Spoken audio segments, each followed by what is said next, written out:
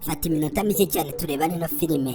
Ni filime ngufi cyane ibabaje iteye agahinda, ariko nanone harimo isomo, kandi isomo rikomeye. Dutangira ngaha mu rugo rumwe, ni umwana wari uryamye mu nzu, ariko nanone uno mwana akaba agomba kujya ku ishuri, amasaha yamurenganye. Muri make igihe cyo kujya kwiga abandi bana bagiye kwiga, ariko we yari akiryamye bitewe n'amasaha aba yaryamiye. Uyu mwana mu kubyuka nta byo gufata ibasi ngo agende akarabe cyangwa se ngo abe yanafata breakfast, we yahitaga azanga kuri robine niho yakarabiraga, akihumura mu maso.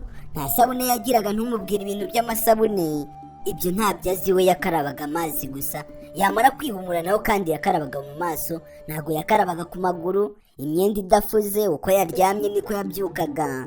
Yarangiza yamara gukaraba agahita ajya mu nzu, akagenda agafata akabage ke akajya ku ishuri. Gusa akagenda yakererewe, amasaha yo kujya kwiga n'ubundi yabaga yamurenganye. Byose yakoraga kwabaga ari ugushaka nyine buryo ki mwarimu atari buze kumutuka ngo abe yamubwira nabi ko yakererewe.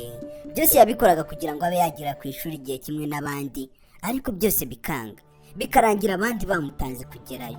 Yamara kugera ku ishuri akaza arunguruka gahoro gahoro, yambaye nabi, imyenda idasa neza atafuze, nta nubwo aheruka gufurwa kuko nta sabune agira ngo yayifura. Mu kugera ahangaha arimo agenda yomboka, yahise asanga mwarimu yageze muri classe. Araje avuga ati mwarimu, ati nakerewe rwose prof, ati umbabarire. Uyu mwarimu araje avuga ati ariko njyewe uhora ucanga buri gihe, ubundi mba nibaza nta mubyeyi ugira? Mama wawe ubundi amaze iki? Mama washinzwe iki? Reba ukuntu uba waje ku ishuri wambaye. Ibyo tubirengeho, reba igihe ugereye ku ishuri. Muranibaza utunze urugo, nanone nkibaza shaka rwose sinjye gukubeshya niba unafite mama wawe. Nimbura mukoro, nimbura mu marundo bese muri makeya. Umubyeyi utazi kwita ku mwana we, umubyeyi utazi kumenya ngo umwana we yagiye ku ishuri ku gihe, umubyeyi utazi gufurira umwana we. Uyu mwana aranje avuga ati prof, ndakwinjiza rwose, ndeka mbe nakwigana n'abandi banyeshuri, basi ndagusezeranya ko ejo ntazigera nkerererwa. Ejo wenda nzikosora, nzahagera mbere, nzahagera hakiri kare, abandi banyeshuri bose bazaza bahasanga.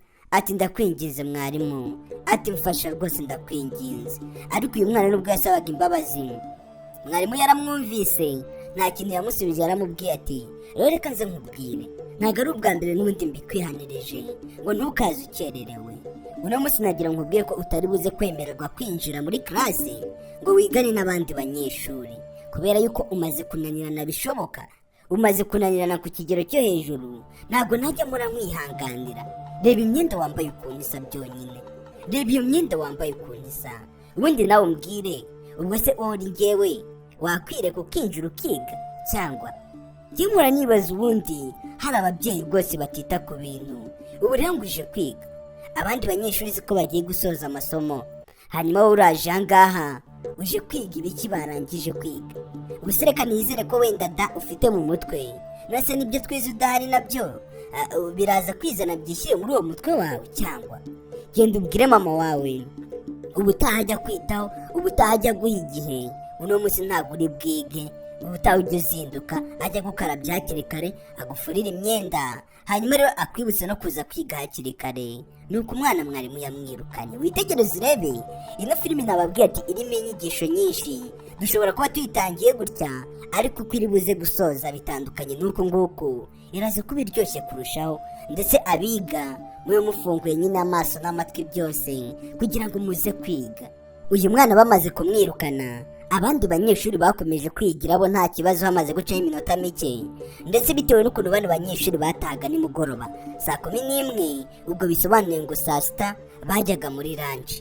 Ariko nubwo bajyaga muri lunch, bivaniraga ibiryo iwabo bakabizana ku ishuri, hanyuma rero amasaha ya saa sita yagera bagiye kurya, buri wese agafata agapackage ke nyine bamuhaye, ibyo bamushyiriyemo ibyo kurya, akagenda hanze. Hari icyumba bagiraga bariramo, hanyuma rero yamara kubirya amasaha yagera bakongera bakagaruka.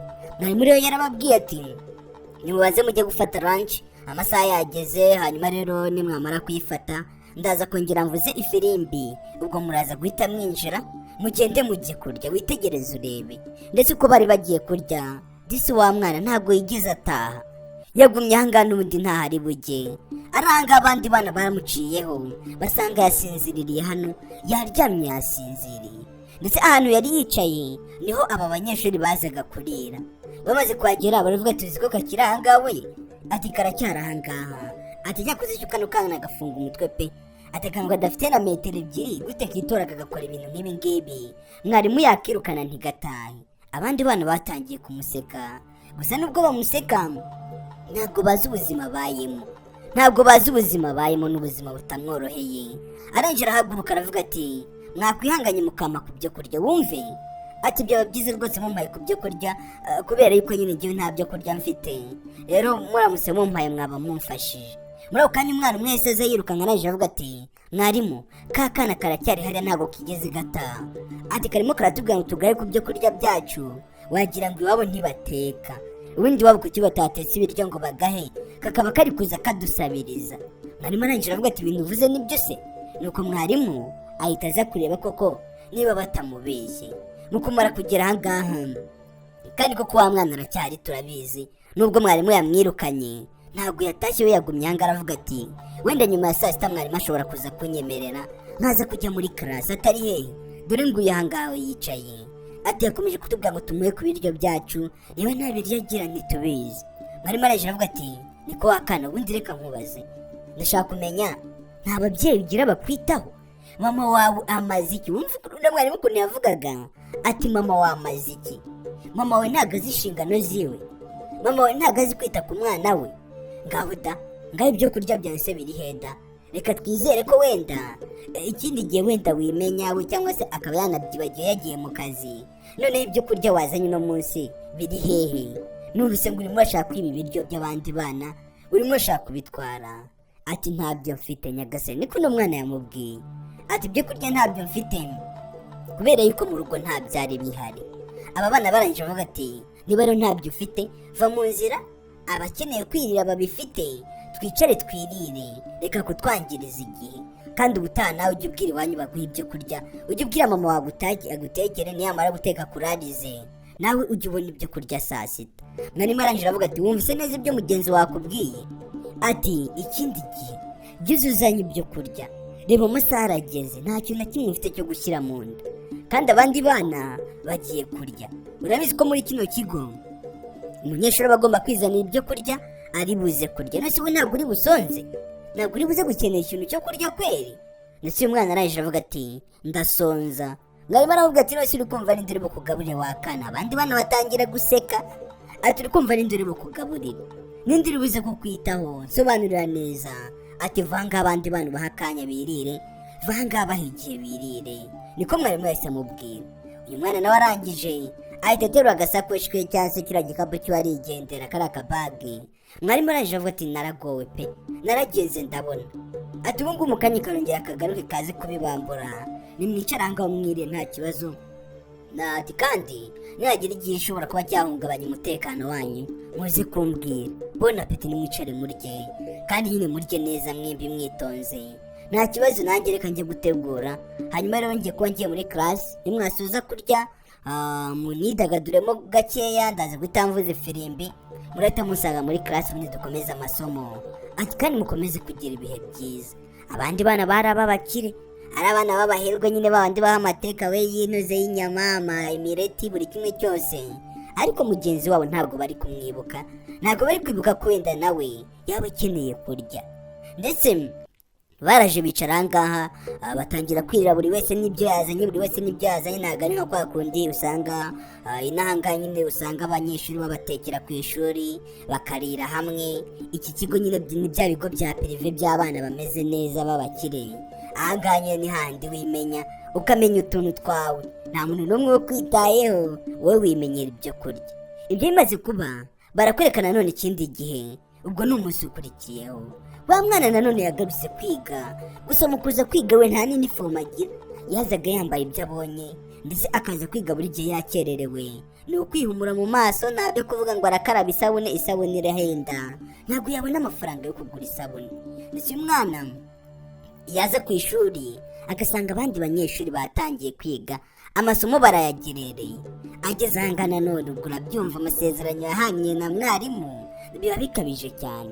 Mwarimu yitegereje ahangaha abona nibwo akiza ku ishuri, areje avuga ati ngaho da mundebere namwe, uyu mwana koko ubu nzabigenze gute? Mwarimu nawe byaramunaniye yifata mu mutwe avuga ati uko nzabigenze gute.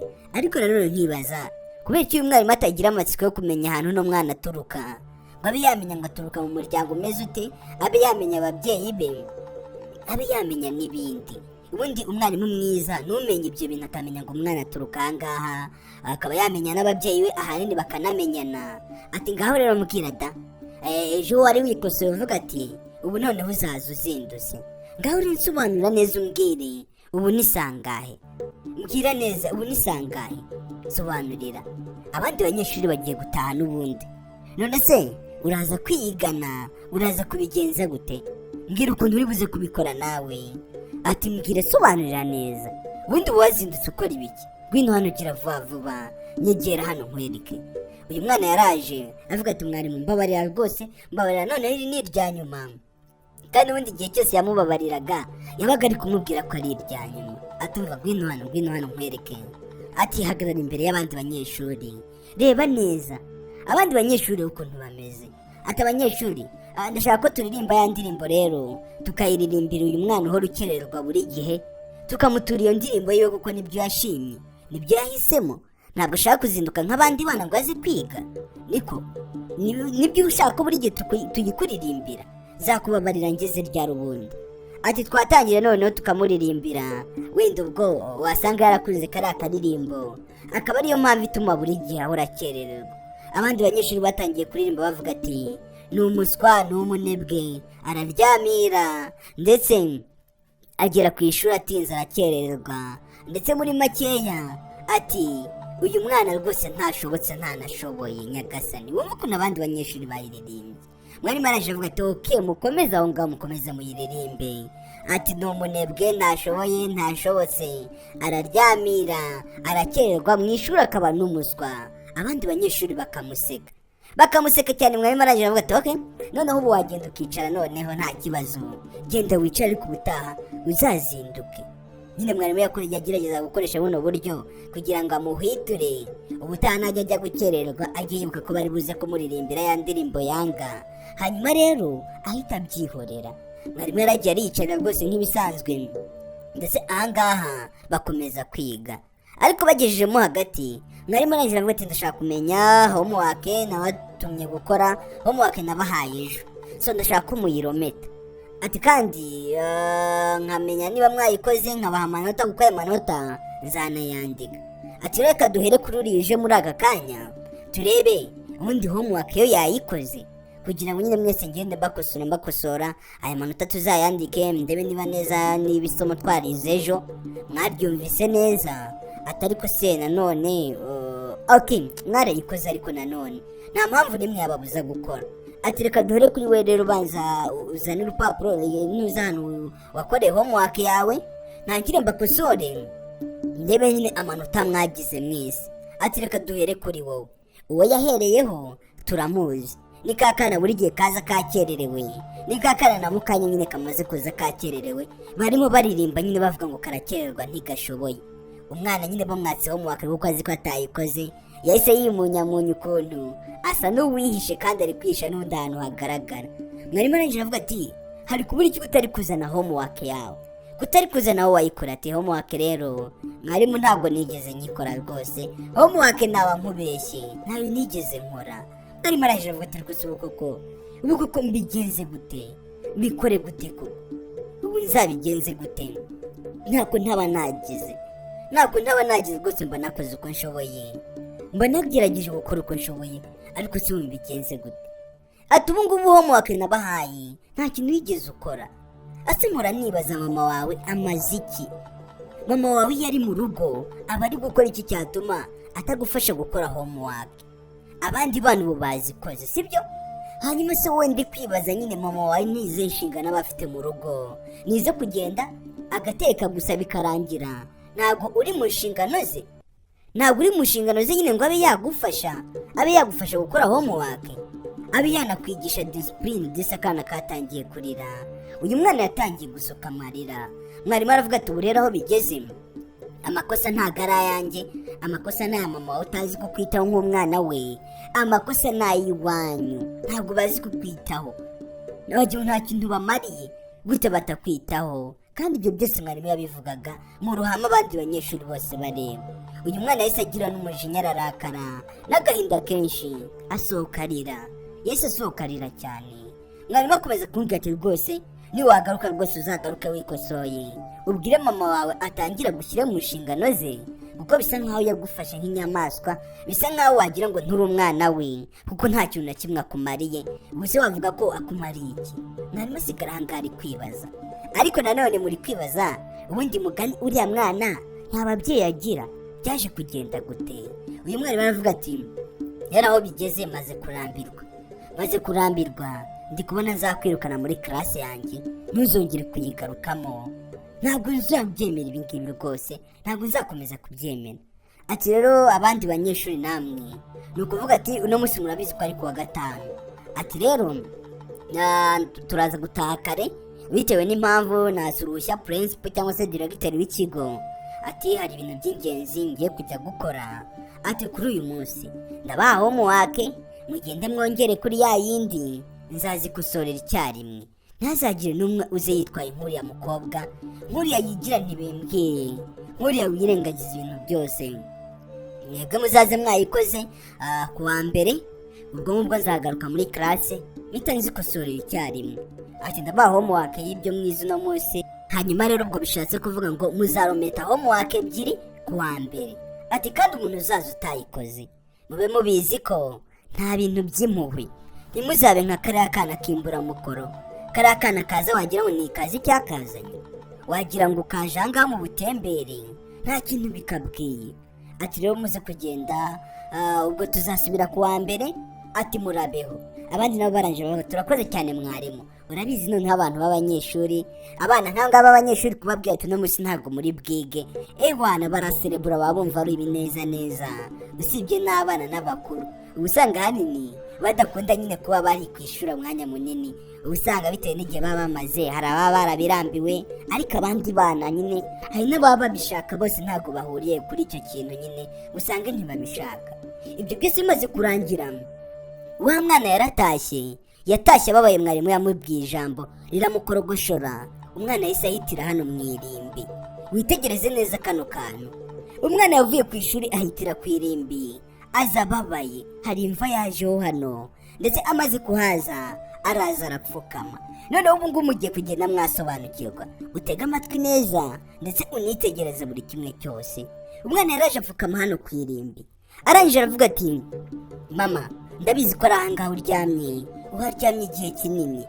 Ati rero nakifuje ko wakabaye uri iruhande rwanjye kugira ngo umfate ujye unjyana ku ishuri. Ati kandi nakifuje kuba uri iruhande rwanjye kugira ngo ujye umpa ibiryo njyane ku ishuri, mbe nasangira n'abandi banyeshuri tube twarira hamwe. Ati nanone nakifuje kuba uri iruhande rwanjye ukamfurira imyenda, nanjye nkajya njya ku ishuri nambaye imyenda ifuze. Nanone nakifuje kuba uri iruhande rwanjye ukajya unyita, ukankarabya, ukanafasha gukora homework. Ibyo byose ni ibintu nakifuje. Ati rero mama nta hantu na hamwe mfite ho kujya, nta muntu n'umwe mfite ho kunyitaho, kubw'iyo mpamvu naje ahangaha ku gituro cyawe, kandi ntabwo ndi buze kuhava. Ndaza kugumana nawe, ndaza kuguma ndi iruhande rwawe, nta hantu na hamwe ndi buze kujya nyagasani. Kumbe mwarimu yamutukaga, amubwira nabi, amwicyurira ngo mama wamufite izihe nshingano. Ndebera ahantu mama we yibereye, reba ahantu mama we yahoraga aryamye, reba ahantu mama we ari. Mw'abantu mwe mundebere, buriya kwitora ukabwira umuntu ukamutoteza, ndetse umuntu nk'uyu nguyu utazi ubuzima bwe uko abayeho mu rugo. Abarimu mube hafi, mwigire mwaha hantu. Buriya umwana jya umenya ngo aturuka he, abayeho gute, ababyeyi be nabahe, mbere yuko wowe wagira n'ikintu kibi unamubwira. Usibye ko ahita ari na byiza n'ubundi kuba wabwira umwana ikintu kibi, ase ubundi umubwiye ikintu kibi gute? Uyu mwana nawe nta kindi yakoze, yaravuze ati mama umbabarire cyane rwose, ntabwo ushoboye kuba nakwiyitaho nk'uko we wabyifuza ngo ujye niyitaho, ntabwo ushoboye kuba nakwifurira kuko nta mafaranga afite yo kugura isabune, nta nubwo ushoboye kuba nakwikorera buri kimwe cyose, ariko nizere ko aho uri wowe umeze neza, nizere ko wowe wifitiye amahoro. Ati rero nanjye nakifuje kugusangayo maze tukaba turi kumwe, njyewe nawe tukaba twifitiye amahoro, njyewe nawe tukaba twimereye neza. Ati mama ndi kubikumbura cyane, kandi ndi kugukumbura cyane ku kigero cyo hejuru nyagasani. Umwana arangije aravuga ati ngomba kuryama ahangaha mama, ntabwo nagusiga, nta hantu mfite ho kujya, ngomba kuba ndi kumwe nawe ibihe byose, ndagusiga njye hehe? Umwana yafashe umwanzuro wo kuryama ku gituro cya mama we, aravuga ati ntawe mfite ho kujya, nawe undebere nawe umwana ungana gutya. Ibi byose byakozwe nande? Na mwarimu. Mwarimu yahoraga amubwira amagambo amusesereza, amubwira ati mama wawe. Ariko kuri uyu munsi uriya mwana yafashe nyine umwanzuro wo kuza kureba mama we ngo amubwire byose. Ibyacu bidatinze, wa mwarimu akimara kusezera abanyeshuri ababwira ko hari ikintu cy'ingenzi agiye gukora, yasabye uruhushya principal batari buze kwiga ngo bageze ku mugoroba. Mwarimu nta kindi yari agiye gukora, hari umuntu yaraje kwibuka hano mu irimbi. Sasa witegereze, mu kuza kumwibuka wibuke na wa mwana niho ari. Ariko mwarimu yaje ahangaha rwose n'umwarimu w'umusirimu, bari mu busuti rwose, ubona anafite umutaka neza ku zuba. Ageze ahangaha ataratambuka, ataragera kure, arebye hano ku ruhande abona hari umwana uharyamye. Mu mwarimu ntabwo yari kugenda ngo ajye kure, yese agaruka inyuma aza kureba se uyu mwana uryamye ahangaha ninde, ko ndi kubona afite imyenda isa nkaho nyizi, ko ndi kubona bisa nkaho muzi. Kandi wibuke neza uno mwana imyenda yagiraga yari imwe, no kuyihinduranya byabaga bigoye, yari kuyihinduranya se akambaye iki, ko nta yindi myenda yagiraga. Mwarimu arangije aravuga ati yewe kubera iki uryamye aho ngaho, uryamye aho ngaho uri kwamara iki? Atumva ariko ari kubwira n'ubundi we yasinziriye, yiryamiye nyine ku gituro cya mama we. Arangije akomeza kuvuga ati yewe akana kakangutse, hari hashize umwanya kari kamaze no kugira n'ibitosi, ubwo urabyumva nyine iherezo yari burara ahangaha mpaka n'ejo. Mwarimu arangije avuga ati ndashaka kumenya kubera icyo uryamye ahangaha uharyamye nkande, ahangaha uri kuhakora iki? Ni kubera icyo uri ahangaha zisa? Wagakwiriye kuba uri mu rugo uri kumwe n'ababyeyi bawe, wagakwiriye kuba uri mu rugo uri gukora homework, ya homework utakoze, ariko waje aho ngaho ahangaha uri kwamara iki? Cyangwa niba uba wiberewe igihe hanyuma uri ukanga gukora homework. Uyu mwana arangije aravuga ati mwarimu ndeka, ndahangaha kubera ko nari nkumbuye mama wanjye, kandi ndahangaha kubera ko nashaka mama wanjye ngo aze amfashe kumfurira imyenda. Nashakaga mama wanjye nanone ngo aze amfashe kuba yampa ibyo kurya njye nzana ku ishuri mu masaha ya lunch, abandi banyeshuri bagiye kurya nanjye ngo njye mbirya. Nanone nashakaga mama wanjye kugira ngo ajye ankangura, anyambike, anyuhagire byose, hanyuma nze ku ishuri ntakererewe. Ati nanone nashakaga mama wanjye kugira ngo anyafashe no gukora homework nk'uko wabimbwiye. Wamugaye cyane rero naje kubimubwira kugira ngo yisubireho. Ati niyo mpamvu ndanga muri aka kanya. Ese wowe uri mwarimu wabigenza gute? Wakora iki? Sobanura neza. Mwarimu nawe ikimwaro cyaramwishe bitewe n'ibintu kuko yakoze. Uyu mwana aravuga ati nibyo washakaga, rero naje kumuha ubutumwa bw'ibyo wantumye. Uyu mwana araje avuga ati nese mama wawe ari hehe? Mama we niwe uri mwaho ngaho yitabye Imana muri makeya nyagasani. Ati mama wawe ni ushyinguye ahangaha kuri iki gituro? Ati cyane rwose mama wanjye rwose ni ushyinguye ahangaha, kuva navuka nkimara kugira imyaka 3 yahise yigendera. Ati rero nakomeje kuba ku mihanda nkomeza kugenda ashaka ubuzima, n'ubu ngubu naje kugira amahirwe nyine ndavuga ati reka njye ku ishuri wenda ndebe ko ejo hazaza hanjye hazaba heza kurushaho. Ariko maze kugera ku ishuri naze gusanga ariho hantu hari ubuzima bubi, hari abantu bahora bankomeretsa nawe urimo, wirirwa untuma mama wanjye kandi uza ahari. Ati umuro wa mwana we ntabyo narinzi, ntabwo wari warabimbwiye, ntabwo wigeze umbwira niba mama wawe ariho cyangwa atariho, ntacyo na kimwe wigeze ubimbwira. Ati ntabwo nari mbizi. Ati kandi nanjye nagira nkubwira ko nari nje ahangaha nje kwibuka mama wanjye. Nanjye mama wanjye ashize imyaka 5 apfuye, cyangwa se muri make yitabye Imana. Ati rero kubw'iyo mpamvu nanjye niyo mpamvu ndangaha. Uburibwe numvise ndi kumva nawe muri aka kanya uburibwe ufite, atari kumbabarira rwose. Ntabwo nari nzi kubayeho muri ubu buzima, ntabwo nari nzi kubayeho mu buzima bukugoye kw'aka kageni. Ati ariko nanjye niyo mpamvu ndi kugusaba imbabazi rwose, umbabarire, ntabwo wigeze ubinsobanurira. Uyu mwana arangije aravuga ati nakabaye narabigusobanuriye. Ati ariko nta munsi n'umwe wigeze umpa igihe, nta munsi n'umwe wigeze untega amatwi. igihe cyose wahitaga wumva ko ndi mu mafuti ukambwira ati kubera iki mama wanjye ataba yanyitayeho, nakabaye narabigusobanuriye, ntabwo wigeze ubikenera kubyumva. Nanjye rero niyo mpamvu nicecekeye ndabyihorera, kubera ko n'ubundi nari nzi ko naba ndi kwirushya, nari nzi ko buri kimwe cyose nakora ari ukwirushya, niyo mpamvu nakoze ibyo byose. Ati rero nta kundi naje ahangaha, ubwo mama wanjye niyaza kumva neza ibyo namubwiye ari buze gukanguka, hanyuma rero ame buri kimwe cyose wantumye byose abimpe mbizane. Uyu mugabo araje avuga ati ariko wivuga gutyo, ihangane rwose wivuga gutyo, ihangane, kandi rwose ntabwo nabishakaga, biriya bintu ntabwo nabiteguraga, ntabwo nari nzi ko ubaye muri ubu buzima. Iyo nza kubimenya na mbere hose nakabaye naragufashe neza. ahubwo ugahita wibaza, uyu mwarimu afata neza abantu bameze neza cyangwa se abantu bamubwije ukuri ko nta babyeyi bafite, cyangwa uyanaje avuga ati rwose binkoza ku mutima, nanjye ndi kumva uburibwe urimo muri aka kanya, ndi kumva wagira ngo nijye buriho, kandi ukomeze kwihanganirega, byose bizagenda biza kandi byose bizagenda neza. Kandi nagira nkubwiye ngo noneho uzagaruke ku ishuri, uzagaruke ujye wigana n'abandi banyeshuri, ujye uniyitaho, kandi nanone nzakuba hafi, nzakomeza mwiteho uko bishoboka.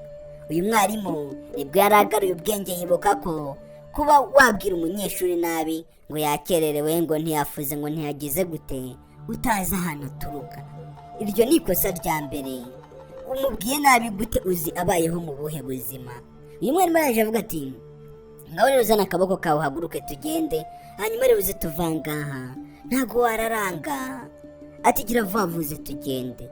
Uyu mwana arangije avuga ati yamuhereje akaboko ariko agiye kukamuhereza, mwarimu amubwira ati ngwino tujyane tuve mwaha mwirimbi. Uyu mwana aravuga ati hoya, nta hantu namwe mfite ho kujya, mama wanjye wenyine niwe muntu ufite, ugomba kugumana nawe ahangaha mpaka, nta handi hantu ugomba kujya nyagasani. Uyu mwana aravuga ati rwose n'ubundi se ndagenda nsanze nde, ndagenda nkurikiranye nde, ngomba kuguma ahangaha mpaka kugeza igihe mama wanjye azazira, cyangwa se kugeza igihe azansubiriza ibibazo byose namubajije. Ati okay, niba udashaka ko tujyana ukaba ushaka kwigumira ahangaha nta ribi. Ati ariko nyine cyari kuba cyiza nuko wari buze tukajyana. Ati ariko niwasoza ibyo urimo ubwo nta kundi nyine uraza gutaha, uraza kuza nyine tugende. Uyu mwana araje avuga ati wigendere byihorere, n'ubundi ubu buzima nibwo namenyereye, rero ntabwo nibona ukuntu naba mbayeho ntari kumwe na mama wanjye iruhande rwanjye. Niba yanatekerezaga ko kuba yaza ahangaha ariko kuba bari kumwe nawe, ubwo nanjye ni ibintu nakomeje kwibaza, ntawamenya. Ati ndigumira ahangaha. Uyu mugabo nawe nkawe yagakomeje ngo amwinginge, cyangwa se mu kimwe aba yanahamukura mu cyane ajye kumwitaho. Undebera ukuntu abantu bagira n'umutima woroshye, abantu bagira umutima nyine, navuga umutima utari mwizamo cyane. Uyu mugabo yarahagurutse arigendera, witegereze urebe, yamusize aho ngo ntiyanamufata ngo amujyane. Aravuga ati niwaza gusoza ubwo uraza gutaha. Umugabo ahita yigendera. Ati niwasoza uze gutaha nyagasani, ubusa mufashije. Uyu mwana arangije aravuga ati mama nizere ko rwose uri hafi yanjye, ati kandi nzagusanga aho ngaho, nzagusanga uri tube turi kumwe twimereye neza, yewe nawe ubuzima ari bwiza, kandi mama ndagukunda cyane ndanagukumbuye. Arangije ahita ahobera no musaraba. Ndetse ino filime nagira ngo babwire ko bayisoreje ahangaha, mureke tuyisoze natwe. Ariko inyigisho y'uno munsi ushobora kwibaza ngo nihe nyigisho y'uno munsi twari dufite? Uno munsi ni ukuvuga ati wa muntu uzajya ureba useka, wa muntu uhora wisekera, wa muntu uhora wishimye, wa muntu rwose uba ubona agenda ameze neza, ukamurebera inyuma ukabona ameze neza, iteka ntabwo ari uko aba ameze neza. Buriya hari abantu usanga bifitiye ibibazo mu mitwe yabo, ugasanga afite ibintu bitamworoheye, ariko wamureba ari kumwe n'abandi ari guseka, wamureba ari mu byishimo, ukavuga ati ese hari umuntu utagira ibibazo nk'uriya? Ati uriya muntu nta bibazo ajya agira, uriya muntu aba abayeho neza ibihe byose. Kumbe uwo muntu uramutse umenya ukuntu abayeho mu buzima butandukanye n'ubwo wowe ubona. Buriya hari abantu baba bari mu bibazo ariko bakarenzaho, bakavuga ati ubundi kwishima se reka nishime n'ubundi niyo yayo. Kandi nanone iteka ko uri mu bibazo ntabwo ari ngombwa ngo uheranwe n'ibyo bibazo, uba ugomba nyine kwikaruma, ibyo bibazo ukabyereka ko bidahari, mbese muri make ukabyereka ko nawe utabitinya, ahubwo ukarenzaho ukishima. Inyigisho y'uno munsi rero, ntukarebe buri muntu wese ngo umubwire nabi kubera impamvu z'ukuntu abayeho, ngo umubwire nabi kubera impamvu z'ibyo yakoze nabi, kubera ko ahanini nawe ntabwo aba ari we. Ahanini hari n'ibibazo aba yifite bimukoresha. Wa mwarimu yaragiye asiga uriya mwana hariya, ariko umwana nawe amaze kubona ko n'ubundi ariyo yayo, yafashe umwanzuro nawe aritahira. Yagombaga kujya mu rugo agakomeza gusitaragoringa mu buzima bwe. Nagiye mbabwiye ko tunayisoreje ahangaha, ntimuzambaze ikindi gice. Abayikoze nta kindi gice bashyizeho. Ndabakunda cyane mwebwe mwese twabanye, Imana ibahe umugisha, ariko inyigisho yatambutse. Ciao ciao, duhure no mu yindi nabategura.